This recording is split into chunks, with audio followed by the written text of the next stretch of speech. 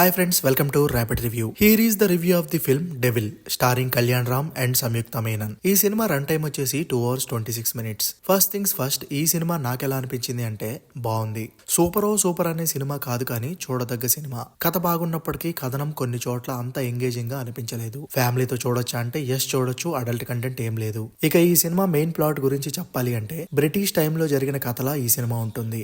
ఒక జమీందారి కుటుంబంలో హత్య జరుగుతుంది. ఆ హత్యను ఇన్వెస్టిగేషన్ చేయడానికి హీరో డెవిల్ వస్తాడు. బ్రిటిష్ సీక్రెట్ ఏజెంట్ అయిన డెవిల్ ఆ చిన్న హత్య ఇన్వెస్టిగేషన్ కోసం ఎందుకు వెళ్ళాడు, అసలు ఈ డెవిల్ ఎవరు, హీరోయిన్ కి డెవిల్ కి ఉన్న సంబంధం ఏంటి, అసలు ఆ హత్య ఎవరు చేశారు, వీరందరి మధ్యలో త్రివర్ణ అనే ఒక క్యారెక్టర్ ఉంటుంది, వాళ్ళు ఎవరు, నేతాజీ సుభాష్ చంద్రబోస్ కి ఈ కథకి సంబంధం ఏంటి అనేదే మిగిలిన కథ. ప్లస్ పాయింట్స్, ఈ సినిమా మెయిన్ పాయింట్ చాలా బాగా అనిపిస్తుంది. ఇక ఈ సినిమాకు మెయిన్ ప్లస్ నందమూరి కళ్యాణ్ రామ్. తన ప్రీవియస్ సినిమాలతో పోల్చుకుంటే ఇందులో చాలా వరకు డిఫరెంట్ క్యారెక్టర్ ని ట్రై చేశాడు అండ్ ఆ పాత్రకి కూడా 100% న్యాయం చేశాడు.